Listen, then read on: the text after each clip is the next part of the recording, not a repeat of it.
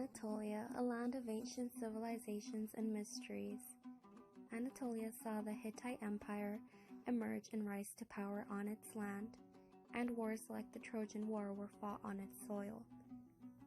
This land fell under the rule of many influential nations in the region, such as the Greeks, the Romans, the Persians, and the Arabs before the arrival of Turkic tribes from the east that would give Turkey its current name.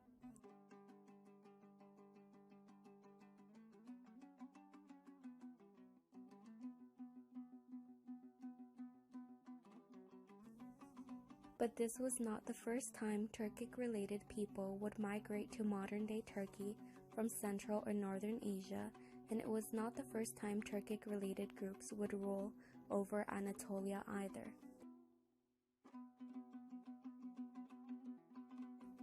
The earliest migrations of Proto-Turkic groups to Anatolia and the surrounding regions could be traced far back to the 4th century AD, which is 2 centuries before Islam arose. The Bulgars, which are a semi-nomadic Turkic-speaking group, were allies to the Byzantine Emperor Zeno against the Ostrogoths, and one of the regions they were documented to migrate to was the Kars province of present-day Turkey.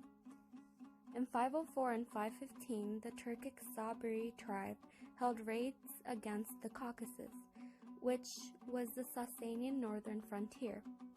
In December 531, many Sabirs were summoned by the Persians to plunder around Euphrates, Cyrus, and Cilicia, which are located on the south of modern-day Turkey. Many other Turkic tribes would reach Anatolia in migrations or through military conflicts and alliances, but this wasn't enough to change Anatolia culturally. Despite the fact that all these people shared the same language and culture, not all of them identified as Turks.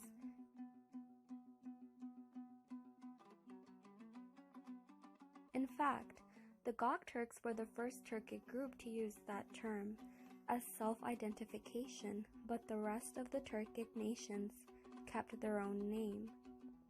This would change when Turks came in contact with Islam and decided to convert to this new religion, and therefore identified as Turkmen to differentiate themselves from the non-Muslim Turks that were referred to as Tatars, and the non-Turkic Muslims, which consisted of Persians and Arabs. From now on, the term Turk would start to become an identity that unified these people.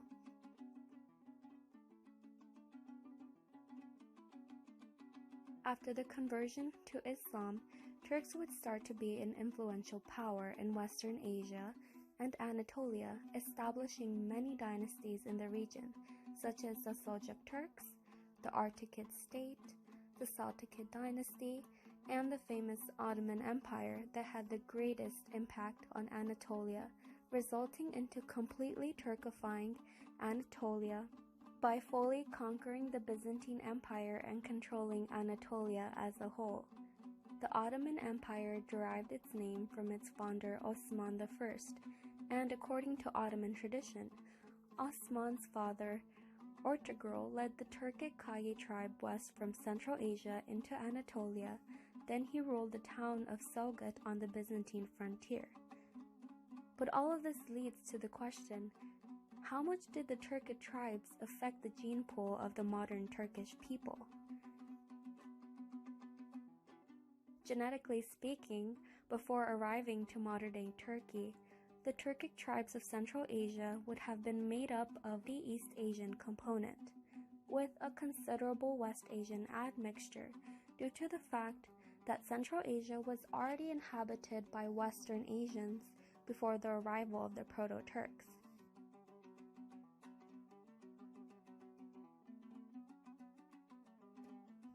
That is why, phenotypically, the Central Asian Turkic nations of today are mostly a mix of Mongoloid and Caucasoid elements.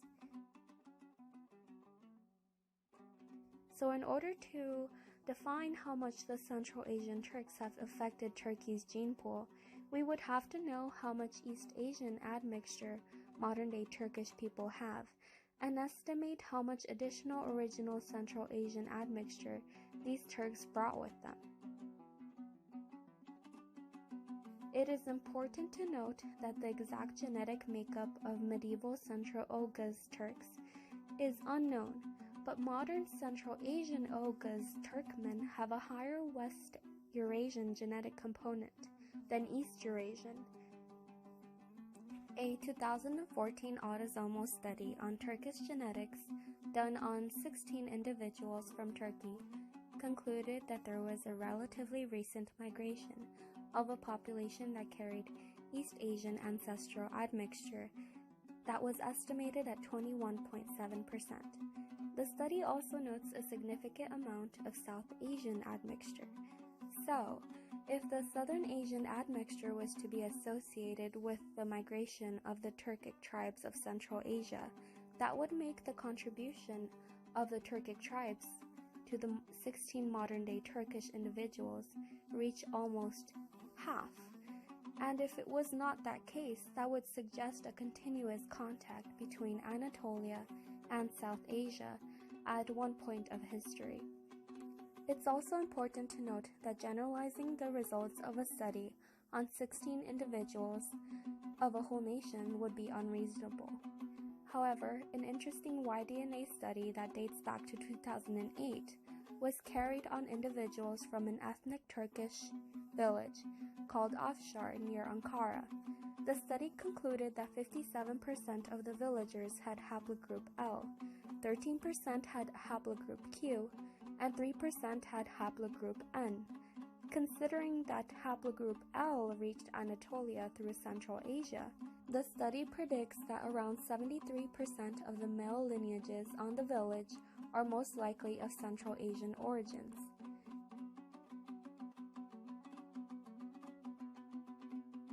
In 2001, Benedetto et al. Revealed that Central Asian genetic contribution to the current Anatolian maternal DNA gene pool was estimated as roughly 30% by comparing the populations of Mediterranean Europe.